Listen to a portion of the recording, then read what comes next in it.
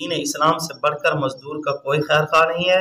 ایک مزدور جناب نبی کریم صلی اللہ علیہ وسلم کی مسجد کے سامنے سے گزر رہا تھا۔ حضور نے اس کی حالت دیکھ کر اسے بلایا۔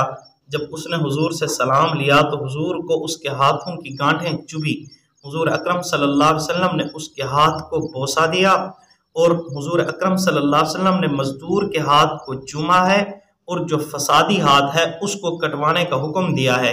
اور حضور نے فرمایا اللہ کے پیارے تو اللہ کی عبادت نہ چھوڑنا، اللہ تجھے دگنا اجر دیں گے۔ ایک نماز پڑھے گا 2 نمازوں کا ثواب ملے گا، ایک روزہ رکھے گا 2 روزوں کا ثواب ملے گا۔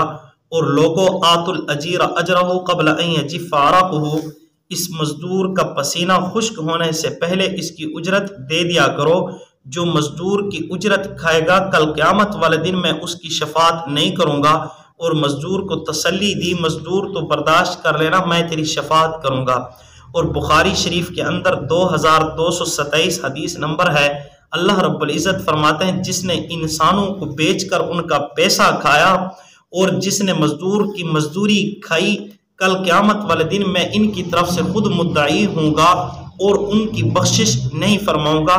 یہ بخاری شریف کے اندر حدیث قدسی ہے۔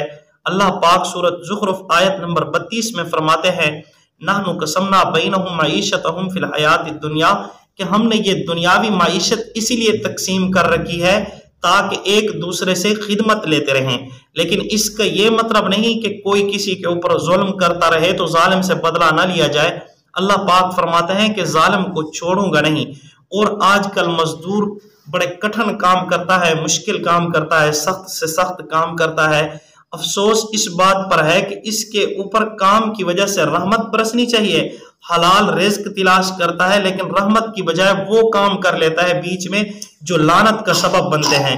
یا تو بیچ میں ڈنڈی مار جاتا ہے، کام صحیح نہیں کرتا، اور خصوصاً بھٹوں کے اوپر اور اسی طرح ریڑیاں چلانے والے جو ہمارے مزدور بھائی ہیں وہ گانے چلا دیتے ہیں، میوزک سے محبت کرتے ہیں اور خود بھی گنگنانا شروع کر دیتے ہیں۔ تو ان کے اوپر کام کے دوران رحمت برسنی تھی، انہوں نے ایسے کام کر دیے، ان کے اوپر لعنت برسنا شروع ہو گئی۔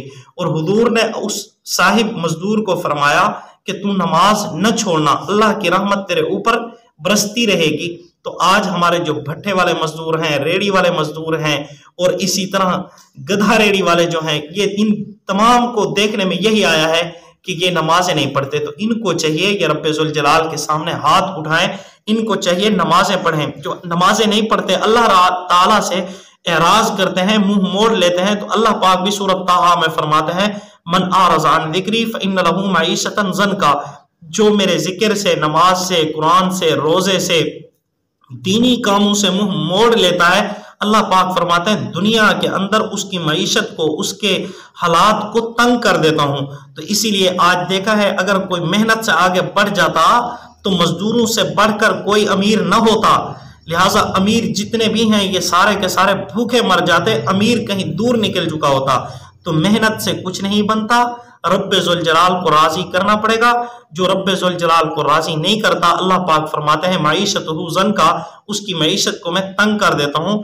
تو اس لیے ہمارے مزدور حضرات کو چاہیے وہ دوران کام گانوں کو اپنے کانوں کے اندر نہ جانے دیں، گانوں کی آوازوں سے دور رہیں، گانے نہ چلائیں، ان سے رحمت والے فرشتے دور ہو جاتے ہیں۔ تو اسی لیے مزدور حضرات نہ تو گانے سنیں اور نہ ہی نماز کو چھوڑیں۔ ان حضرات کو چاہیے جب یہ مزدوری کر لیں بعد میں اپنی محنت کو قبول فرمائیں، ربا ہم نے محنت کو کیا ہے، اب آپ ہماری محنت کو قبول فرما لیں، کسی کی محنت کو آپ ضائع نہیں کرتے۔ تو اسی لیے ہم نے بھی محنت کی ہے، ہماری محنت کو قبول و منظور فرما لیجئے، اور اللہ رب العزت کے سامنے یہ تھوڑا سا رو بھی لیا کریں، گڑ گڑا لیا کریں، اس سے دیکھیں کہ کتنا زندگی کے اندر سکون آتا ہے۔ الا بذکر اللہ تطمئن القلوب، نماز کے اندر، ذکر کے اندر اور اسی طرح اللہ کی یاد کے اندر دلوں کا اطمینان ہے۔ آج ہمارے جتنے بھٹے والے مزدور ہیں یا دیگر وہ مزدور جو مشکل سے مشکل کام کرتے ہیں، پریشان اسی لیے ہیں کہ وہ رب ذوالجلال کو بھولے ہوئے ہیں۔ تو دعا ہے اللہ رب العزت ہمیں دنیاوی کام کاج کے ساتھ ساتھ اپنی بھی محبت اور اپنی یاد سے غافل نہ فرمائے۔